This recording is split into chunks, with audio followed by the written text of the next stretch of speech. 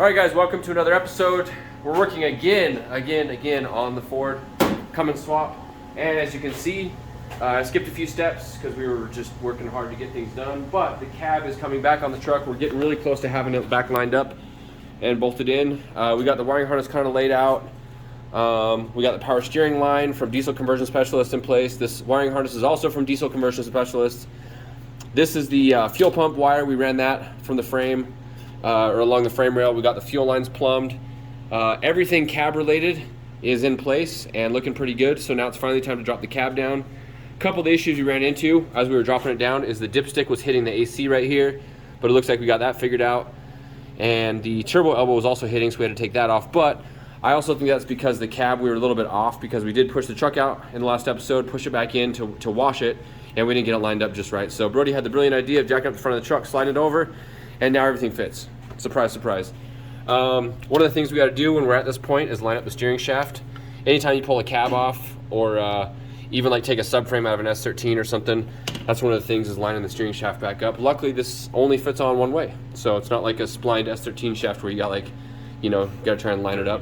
I also used your alignment thing to hold the steering wheel in there so the clock spring didn't unwind. Oh, cool. So we should be pretty close to where we left off that way. But yeah, anyways, I was just admiring how well this fits in the engine bay. There's so much room to do stuff in here to work on it. And this is actually really easy to service. When you can actually reach everything, it's not as a big 6.4 engine that like comes all the way up to the top here. We were about doing all this stuff with the cab off, but yeah. we literally do it all. Well, like the body plugs are right here, right? There's like two main body plugs. There's a couple ECU plugs. There's a couple plugs over here. Like there's not much to this whole thing. Even though it's a newer, more modern, complex truck, it's not that complex. Anyways, we're gonna get back to putting the cab on, but really it's pretty simple. Just line the steering shaft up, put the brake booster back on, and then we're in place. Put all the cab bolts in. And I think I told you guys, but I got a bunch of cab mounts and new bolts and everything. I guess it's a common Ford problem. My buddy Mitch was telling me that both the bed bolts and the cab bolts tend to strip out or break, and literally every bolt on this truck is pretty much bad. So I got all new bolts for all that stuff, but cab's going back on. And it looks like a lifted truck right now. We'll finish lowering that down and it'll look back to looking like a lowered truck. All right, so I got quite a bit done tonight. As you can tell, I'm still sick, going on like week 2.5. Surprised I don't have COVID.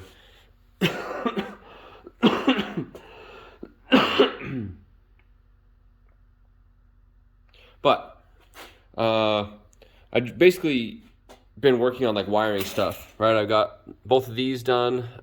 This wire had to be spliced in. I got the harness kind of run where it needs to go and then tied up to the firewall. There's a swap adapter TAC signal converter. This is the fuel pump wiring. I got that working. So now it turns on with the key. And I got the jumper cables because I still have to run it ground to the block. It's on the other engine outside. But I am to the point now where the key actually does stuff. So you'll hear the first click, the fuel pump comes on. Pump's on back there, pumping dry because there's nothing in the tank, so I'm not going to run that very long. And then when I click the key over,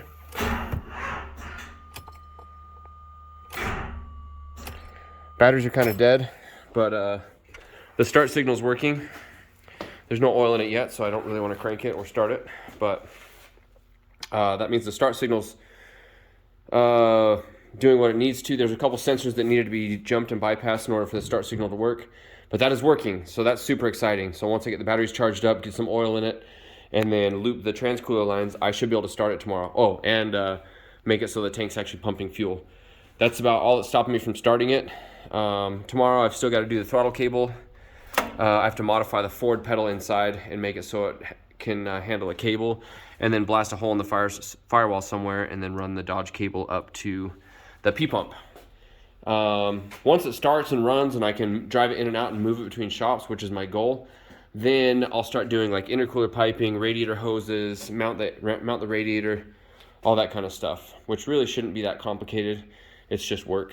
So I'm really excited. Things are coming along really, really well with this.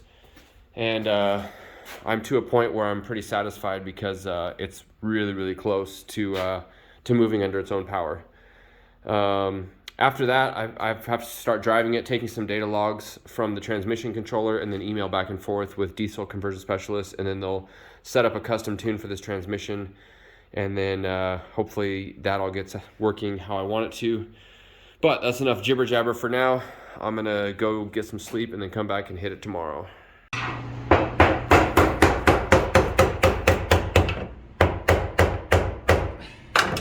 All right, guys, we're back at it again today. We have a different method. I've told you guys about putting the pickup right here, the aftermarket pickup. Well, we pulled this out to look at it, and this is such a well-designed pickup. I don't see any reason why we shouldn't just use the stock pickup. The fast fuel pump and pickup and adapter and all that stuff is made for a Dodge. They didn't intend for it to go onto a Ford.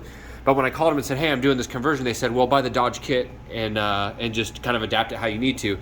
So I don't see any reason why we can't use this, right? That's the straw that comes with the fast kit is definitely larger, but this one has like a little screen on the bottom. It goes right to the bottom of the tank where Ford designed it to pick up the most amount of fuel. Like, I don't see any reason to mess with that. So what we decided to do, we're going to adapt it down one size, slip a hose on here so it's nice and tight. We'll double clamp it. Grab the hose. Go ahead. Brody has it. Oh, there's one right there. It's Oh, Brody doesn't have it.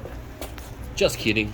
So we come from here. This is the pickup on the pump, and then we're gonna go run it to here. The only problem is this. Hot dog hallway. Yeah, look at that. So we were talking about, there's the injector balance tube. I don't know exactly what it does, but it's kind of a return. It definitely goes back to the filter and back to the tank. Well, we deleted the filter. So these all tie together through one hose, and then they go across the back to one outlet hose right here.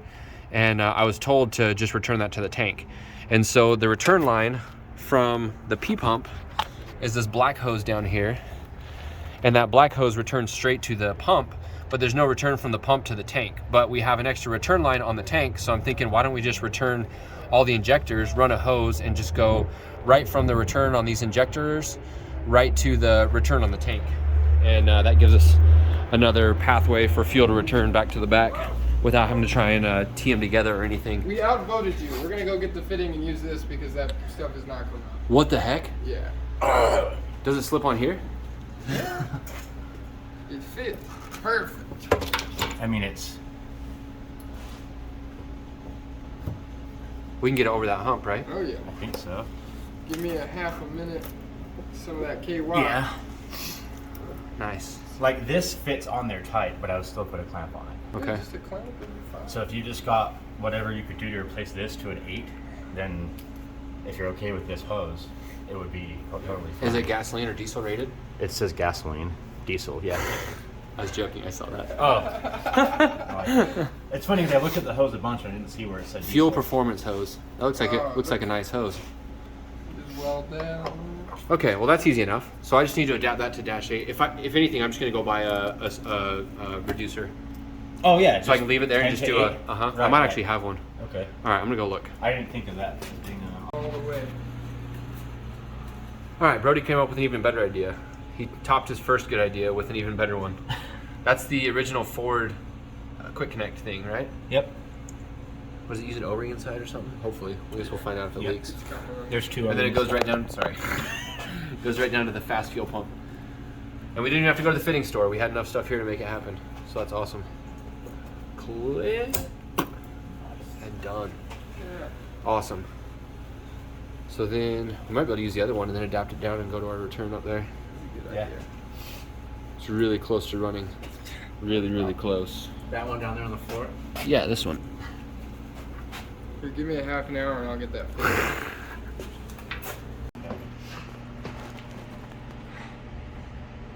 Is there black ring around my mouth? No. No. Okay, cool. I mean, you got a beard.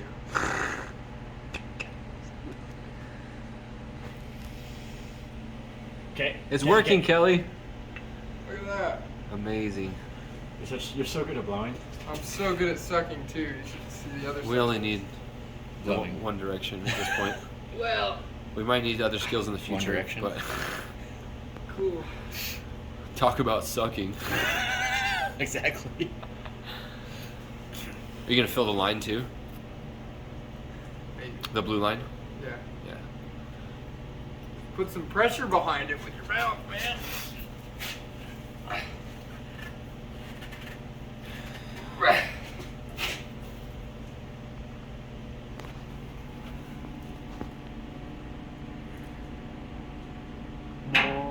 Pressure.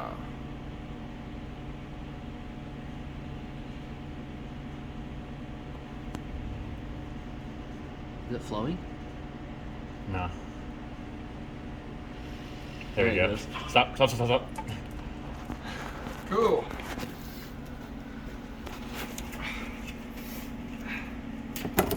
Clip.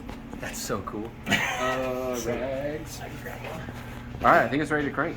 Should be. All right, guys, finally, this thing runs. Unfortunately, not unfortunately, I went to my son's birthday party. Kelly and Brody stayed behind and got it started. I missed the first start.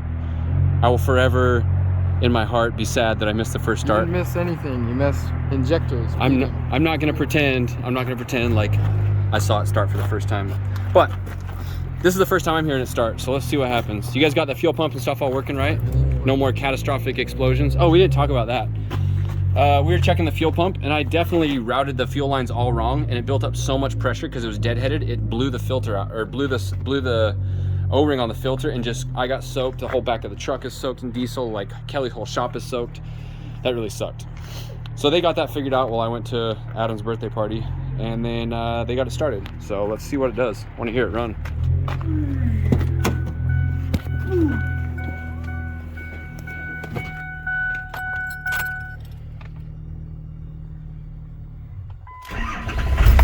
No way. Starts right up. Tachometer works. For some reason the fuel gauge isn't working. Oh, we gotta check engine light. That's gonna be an issue. I'll have to fix that.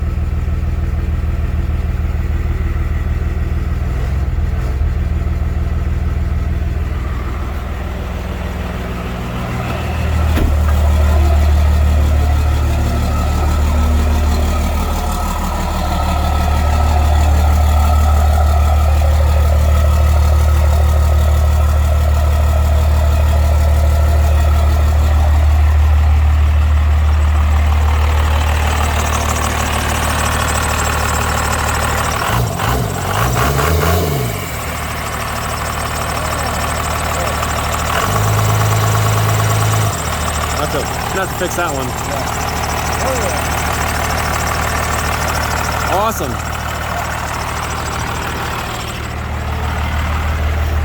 It's a big day.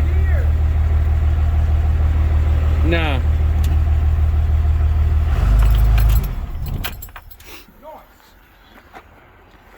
Did you guys really drive it out that way?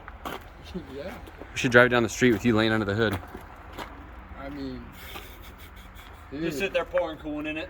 Don't overheat. I guess we know this is working because the tachometer's showing, right? So that's all good. That means it should be sending a tach signal to the transmission like it wants. Yep.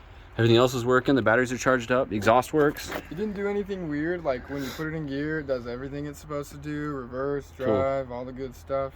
I think it probably needs a radiator. No, it doesn't. It's a Cummins. It runs on like everything but good stuff. All right, guys, we're back at it again. Today's project is, well, there's a lot of them. There's never-ending projects. But we had a little mishap today, which is yesterday this thing would start with the key, and today it does not start with the key. So that's a little bit frustrating because it's kind of like a step backwards, right? We had things working out and then all of a sudden stopped working. Fuel pump works, everything's good that way. Key does not start it. So we spent some time today doing a little bit of diagnostic. Jake helped me kind of look through it, and we printed out the schematic, trying to figure out what's what. And basically everything that we found leads back to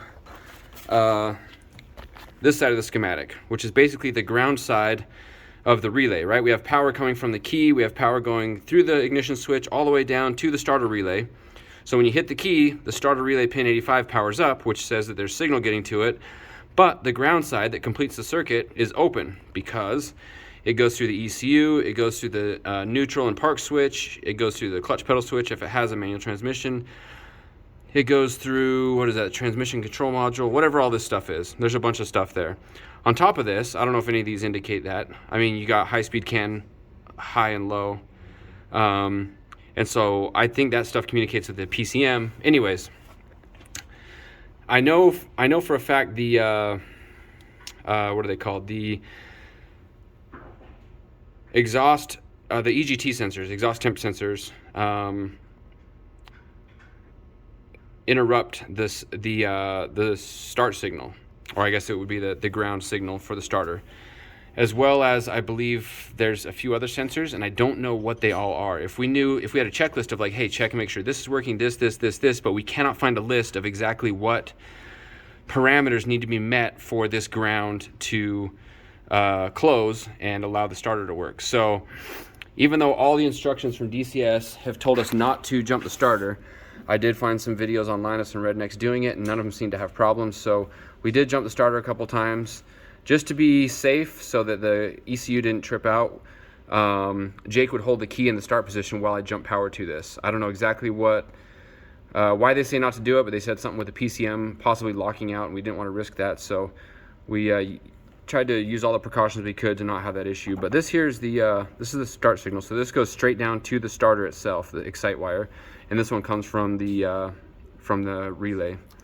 So anyways, that's a whole different problem. I'm not going to work on that right now because we've kind of wore ourselves out working on that today, and I don't just want to keep going in circles, since my mind's already fried on that whole situation. So today we're going to work on the throttle cable. I already did the pedal side. We need to mark the hole in the firewall, drill a hole, mount this up in there, and then attach it to the pedal. It's actually a pretty cool kit from Diesel Conversion Specialists for the pedal to accept a cable. I forgot to film it while I was doing it, but it's basically this aluminum bracket that bolts through the pedal. You just drill holes right through it. The block is threaded on this side and this side, so you bolt those to hold the block to the plastic pedal. And then on this side, you've got basically a lever arm that goes up, and then the cable will fit right into that.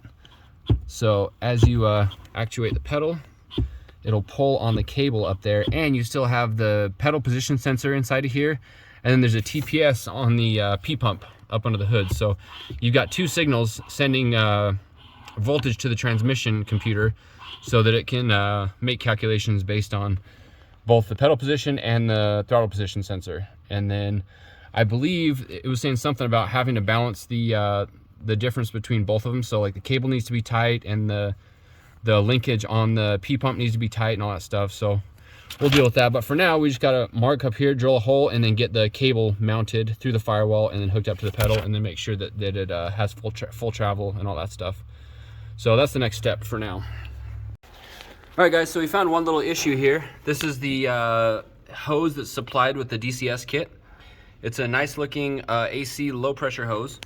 It connects to the truck side of the low pressure, and then it goes down to the nice aluminum billet piece that they've made for the back of the Dodge compressor. So that's the bottom side of the hose. You can see it goes up. It's kind of hard to show it here. It goes up under the turbo inlet there, and it routes right here. Now the problem, there's a kink right there. It's hard to see with the sheathing on it, but you can kind of see there's like a 90-degree kink right there. And we've routed this like 10 different ways, and it looks like they made the hose just a little bit too long. If that thing were 2 inches shorter, then I think it would be right where it needs to be. So I'm gonna call DCS tomorrow and see what they want us to do about it.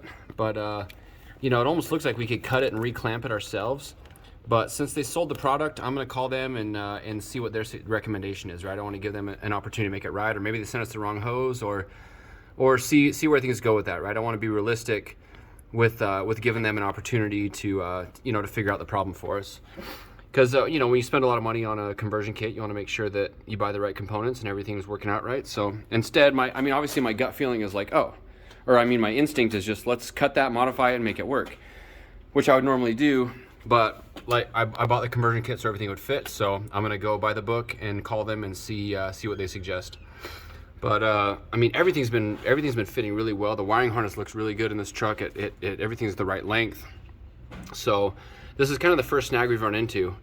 And I've ran into a couple snags that I thought were a problem, and it ends up I just wasn't reading the instructions properly. So this one, I'm pretty sure I've had 3 different people put eyes on it and look, and we're all coming up with the exact same result, is that the hose is just a little bit too long, and it's not the right configuration to fit in there. So we'll give them a call tomorrow and see what happens with that. But I got the hole drilled in the firewall for the throttle cable. It's sitting right above the steering shaft boot. So we drilled a round hole, but we have a square peg that needs to go in the round hole. So I'm going to use a file now and cut it to shape so that the throttle cable square peg will fit through there, and then we can connect this side to the pedal. All right, so we're doing the upper radiator hose now. It's cool because it's got this quick connect, the Ford factory radiator quick connect. It's a lot like the E46 BMW style, where it clips on. It's got an O-ring inside of there, and then it just uses a metal clip ring that fits right inside of there and then holds it on. Really cool, really easy to service. But we have to adapt it to the Cummins side, which means we're using this upper radiator hose that was supplied by DCS. Also this adapter hose that goes from smaller size to a larger size in order to fit there. And we're trying to trim this so we can keep it at a pretty low point, because obviously we want our degas bottle to be the highest fill point so we don't get any air bubbles above that. So if we can keep everything below the top of the cap, we should be in business. So we're just trimming this up right now to get it to fit in place. Let's see if we can get it to fit in there pretty well. You grab that side, Enrique. And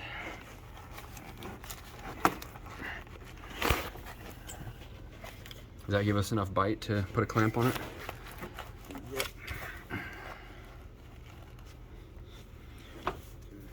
That's pretty good. How deep is that? Yeah, we could even pull some out of that one because that's pretty deep. We could slide it this way.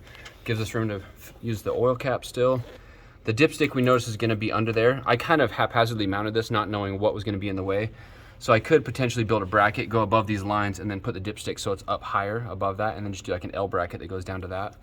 So that's probably what we'll end up doing. So we can just pull the dipstick straight out from there. That will be good.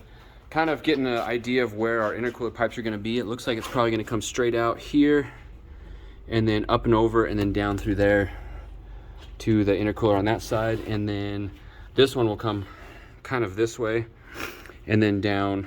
Intercooler's not in yet, but I think one outlet is right here, and the other one, actually I think the other one goes under right there. I'm not exactly sure. We'll figure that out. This truck has a lot of coolers though. Pretty sure we got like power steering cooler, AC condenser, radiator. That's power steering cooler, so one of these is. All right, so we got the upper hose all fitted. It actually works out really well, fits really nice. Dipstick will come up and above there. We'll get that mounted once we do the intercooler piping and whatnot. Lower hose is a lot tighter, more difficult to get in there. It does have this elbow that bumps out and goes to the bottom of the degas bottle, or I guess the side. Kind of a return line goes to that fitting. So that'll go down under the radiator fan, along the frame rail, and then up to this lower hose. And then both this piece and this piece are supplied by diesel conversion specialists. This one is a trim to length, so it's kind of coming out at an angle. It's going to be kind of hard to get it on there. There's just not a lot of space to work with down here. We might be able to kind of bend this a little bit and get that coming out at an angle, because obviously this piece doesn't flex. It's plastic between here and there, and so really there's no flex right there because we had to cut this so short. But if we can kind of cheat this hose out at an angle a little bit and then kind of bend this one in, it's not going to be pretty, but I think that'll get us in place where we need to be, because this hose is fairly flexible, which should allow for just about what we need. But it's definitely tight in that area for sure. And then heater hoses, as far as that goes, we've got this single heater hose here. This one's actually hooked up. It goes from the heater cord down to that fitting. Normally the Cummins have these hoses that come up, and then there are two hard lines that come above the manifold, but I decided to forego that since our heater cord's over there. We'll just run them straight to where they need to go with soft line. This one we came up a little bit short. I just need to go buy some heater hose from the parts store, come around there, and then attach from here to there, and then all that stuff should work. And I think that's about it for radiator stuff. And then there was the overflow from the degas bottle. I don't know exactly where that goes. It's probably on this radiator somewhere. I don't remember exactly where that was. I think it's like a, do you remember? I think these were the transmission cooler lines. I think that's where these go. These trans cooler lines, and there's got to be another like overflow hose nipple sticking out somewhere. I don't know, we'll figure that out. Anyways, like I was saying, I don't know exactly how many of these coolers we're still going to use, because we did delete a few things and I'm not sure which one did what, so I kind of got to go back and look at all that stuff. But I might end up adding a additional transmission cooler also, or I guess I could repurpose one of the other coolers that we're not using into a transmission cooler. But anyways, Enrique was pointing out that we're running out of space over here. There's like so much going on between wires and the battery cables and hoses and AC and now all the coolant hoses and everything that's over here. And we still haven't put the factory air box in. So the intercooler pipe's going to come over, and the fan shroud, and we're rapidly running out of space. So we're trying to keep this as clean and tidy as possible, but it's not easy to do because there's just a lot of stuff that actually needs to go on over here. So we're trying to mitigate that right now and like keep it all tidy, but there's only so much we can do. All right, we're back under the dash. I'm going to make this hole a little bit bigger, and then we can start filing it out to a square for the throttle cable.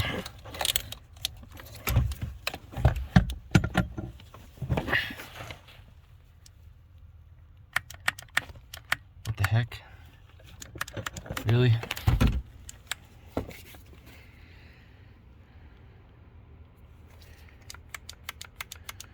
Of course. All right, we got the battery back in. Let's make this hole a little bit bigger.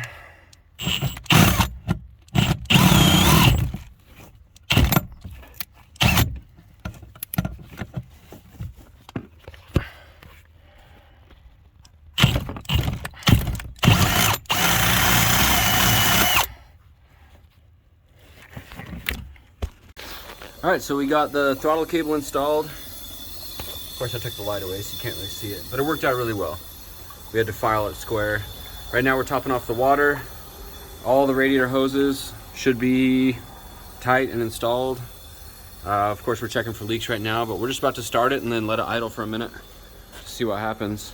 Will you turn the key to the start position and then hold it in the start position, and then I will jump the starter.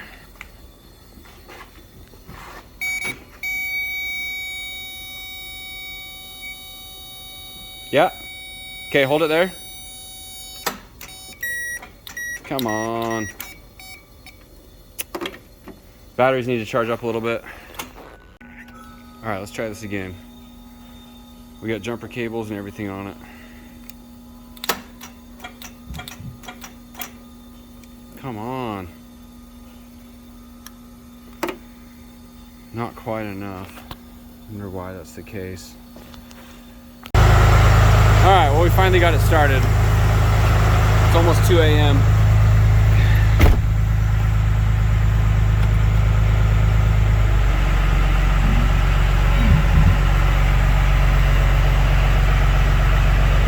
Power steering's not quite working yet, which means the hydro boost isn't really working.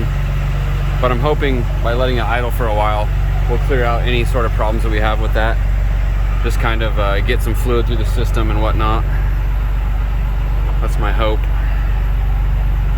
We got all sorts of codes for the cluster and stuff. So I don't know exactly what's going on with that, but I got to look into that stuff. But I think that's it for a night. We're bleeding the cooling system, kind of seeing how that works out. Let's see if we got any warm air in here. Yep. I mean, we put warm water in and it's blowing about what I'd expect from the warm water we put in. So that means the heater core is working. So that's good news. We'll let it run for a little bit and then close out the video.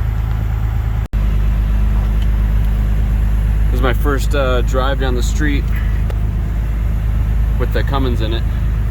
And I'm literally just idling at like 1100 RPM up and down the street because I got no throttle cable.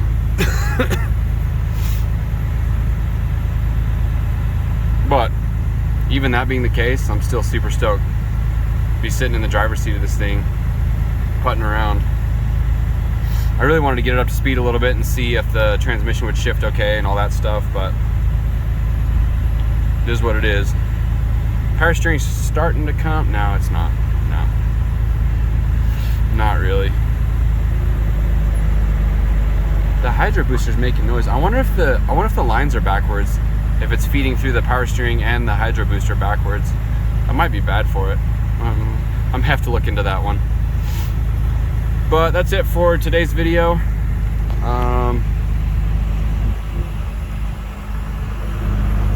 So thanks for watching, guys. We'll definitely have more. Is that better for the audio? We got more coming. We got a lot more to do on this truck. Don't forget to like, subscribe, follow along because it's not even close to done yet. Thanks, guys. Bye.